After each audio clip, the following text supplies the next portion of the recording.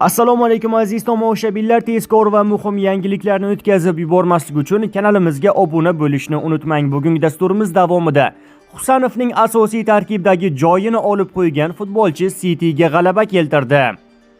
Farg'onada erkak tushida ayolining xiyonat qilganini ko'rib, uxlab yotgan ayolini o'ldirdi. Batafsil videoda. Endi shular haqida batafsil. Husanovning asosiy tarkibdagi joyini olib qo'ygan futbolchi Cityga g'alaba keltirdi. 19-aprel kuni Angliya Premyer Ligasi 33-turida Manchester City Everton mehmoni bo'lib va 2-0 hisobida g'alaba qozondi. Ushbu o'yinda o'zbekistonlik futbolchi Abduqodir Husanov zaxira o'rindig'ida qoldirildi.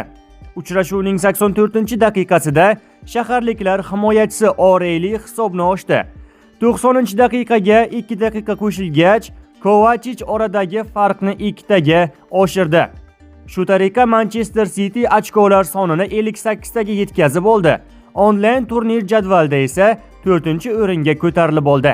Qayd etish joiz, Husanov qatorasiga 4-o'yindirki, maydonga tushgani yo'q.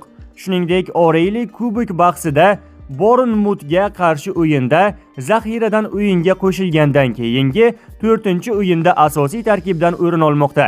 Husanov esa zaxira o'rindig'ida qoldirilmoqda deyilgan xabarda. Farg'onadagi erkak tushida ayolning xiyonat qilganini ko'rdi va uxlab yotgan ayoliga 13 marta pichoq urib uni o'ldirdi. Azizlar, video haqida batafsil ma'lumot olish uchun video ostiga bir dona like bosib, videoni oxirigacha tomosha qiling. Farg'ona viloyatida erkak tushida ayolining o'ziga nisbatan xiyonat qilganini ko'rib, uxlab yotgan xotinini o'ldirdi. Bu haqda Bu kun xabar berdi. Qayd etilishicha, ushbu voqea sodir bo'lgan tunda xotin har doimgidek uxlab yotgan. Aynan o'sha tunda ular orasida hech qanday kelishmovchilik yoki janjal bo'lmagan. Tongi soat 4:30 da tushida ayolining xiyonatini ko'rgan erkak uyg'onib ketgan.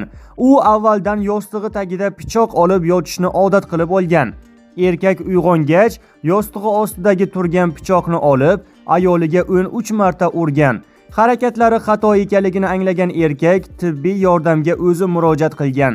Shifokorlar yetib kelganda esa ayolning joni allaqachon uzilib bo'lgan.